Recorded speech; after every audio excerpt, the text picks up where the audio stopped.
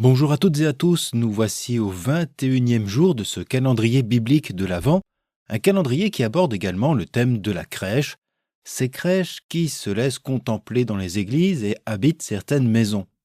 Mais pourquoi parle-t-on de crèche? Que signifie ce terme? Dans des voyages improbables, vous cherchez où crècher. Vous conduisez peut-être votre enfant à la crèche, comme vous pouvez en ce moment admirer les santons et les crèches de Noël.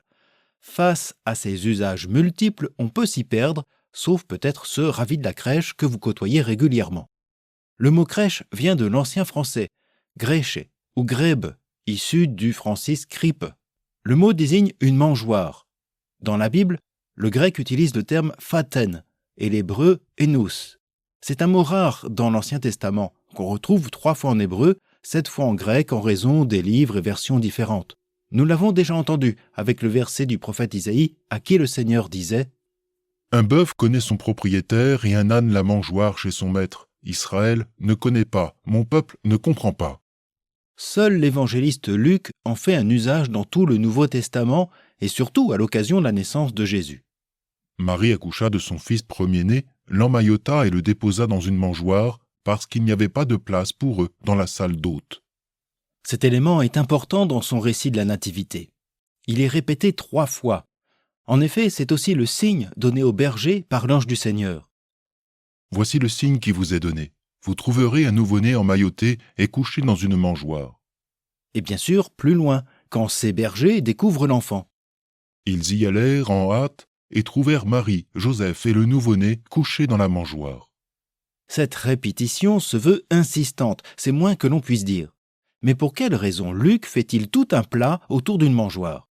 Pourquoi insiste-t-il sur cet élément, ce vulgaire mobilier d'une étable? Ce n'est quand même pas un endroit habituel pour crècher un nouveau-né. Certes, me direz-vous, il y a de la paille et le souffle chaud de l'âne et du bœuf. En dehors des conditions d'hygiène, que penser de ces parents qui laisseraient un nouveau-né à proximité des mâchoires de bêtes de somme, fussent-elles herbivores?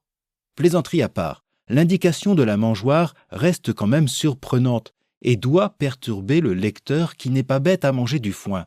Chez Luc, on a compris que la mangeoire est davantage qu'un mobilier. Elle est un signe donné à voir et à comprendre aux bergers comme à nous. Dans le jeu de piste que l'ange du Seigneur leur donne, il ne s'agit pas de suivre bêtement une étoile. Il leur faut trouver, chercher un enfant, un nouveau-né qui serait le sauveur. Il n'y a rien d'évident qui s'imposerait à eux. Et le seul signe de reconnaissance, c'est l'enfant couché dans une mangeoire. De fait, un nouveau-né dans une mangeoire, ça ne court pas les rues de Bethléem, d'autant qu'il est emmailloté. Mais cette mangeoire n'est pas seulement un indice, elle est surtout une clé de compréhension. Cet enfant, désigné par l'ange comme le sauveur, ne se trouve pas dans un lit d'ivoire, ni dans des draps de soie, pas même dans un simple berceau, mais pire, dans le vulgaire bois d'une étable, là où personne n'attend le Messie de Dieu. Luc souligne cet inattendu divin, pas seulement l'inattendu de l'incarnation du Christ, mais plus encore l'inattendu, indigne aux yeux des hommes, de ce dépouillement et de cette pauvreté à laquelle Dieu lui-même consent. Il n'y aurait pas de quoi en faire tout un foin, et pourtant, dans cette mangeoire, renonçant à tout, Dieu est sur la paille. Cette pauvreté, selon Luc, réjouit les bergers. Leur louange montrera qu'ils ont saisi combien Dieu rejoint les méprisés. Cette mangeoire de Luc pourrait faire aussi référence au prophète Isaïe que nous avons entendu. Il dénonçait la surdité et l'aveuglement de son peuple à reconnaître le dessein de Dieu alors que l'âne et le bœuf savent qui les nourrit. Et de fait, c'est un peu le destin de Jésus qui s'annonce, celui qui ne sera pas écouté par les grands prêtres, rejeté par la foule et condamné à la croix. Pour des pères de l'Église, c'est l'ange et ce reposoir en bois annoncerait le suaire et le linceul de celui qui sera crucifié sur le bois de la croix. Un sauveur dans une mangeoire, faut-il aussi y voir un clin d'œil de Luc envers celui qui livrera ce pain, sa vie, à manger ou à boire. De fait, la mangeoire sera encore évoquée par Luc pour signifier l'action de délivrance eschatologique du Christ lorsqu'il dit « Esprit perverti, est-ce que le jour du sabbat, chacun de vous ne détache pas de la mangeoire son bœuf ou son âne pour le mener boire ?»